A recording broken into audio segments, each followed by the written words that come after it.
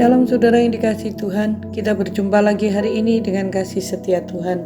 Saudara, pagi hari ini saya ingin menyampaikan kitab Yeremia 18 ayat 4. Apabila bejana yang sedang dibuatnya dari tanah liat di tangannya itu rusak, maka tukang periuk itu mengerjakannya kembali menjadi bejana lain menurut apa yang baik pada pemandangannya. Nah, saudaraku, kehidupan seorang Kristen memang adalah kehidupan yang berproses. Artinya, kita itu harus mengalami pembentukan dari Tuhan. Diumpamakan seperti tanah liat yang berada di tangan tukang periuk. Saudaraku, sebelum menjadi bejana yang indah dan bernilai tinggi, maka tanah itu harus diproses berulang-ulang sampai menjadi apa yang diinginkan oleh penjunanya. Seringkali kita ini hanya melihat kehidupan orang-orang lain di dunia ini.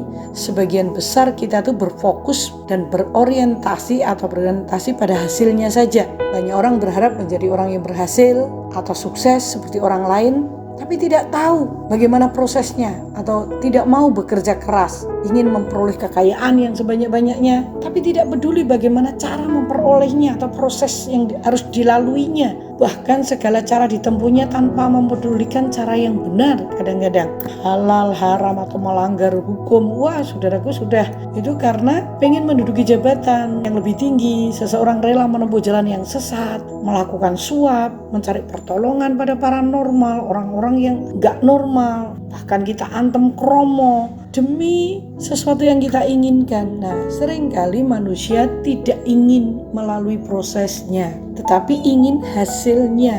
Sehingga kadang-kadang menempuh segala cara untuk mendapatkan itu.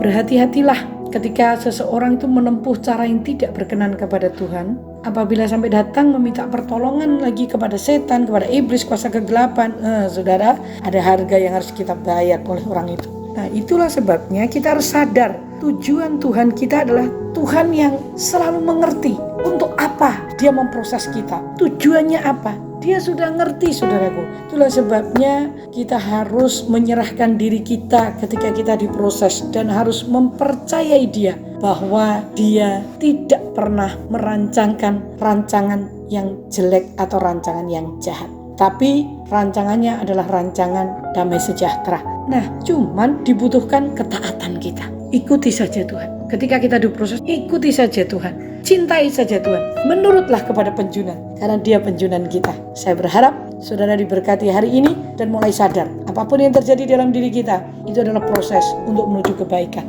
Bapa, terima kasih Kau ingatkan kami kembali bahwa hidup kami ini adalah sebuah proses di tangan penjunan dan Engkaulah penjunan kami. Tolonglah kami untuk sadar, untuk kami ingat ketika kami Kau bentuk, kami merelakan diri kami. Hamba percaya Engkau sedang bekerja lewat kuasa-Mu sehingga kami dapat mentaati Tuhan di atas segalanya. Karena kami tahu Tuhan kami adalah setia. Dalam nama Yesus. Amin. Selamat melakukan dan menikmatinya. Tuhan memberkati.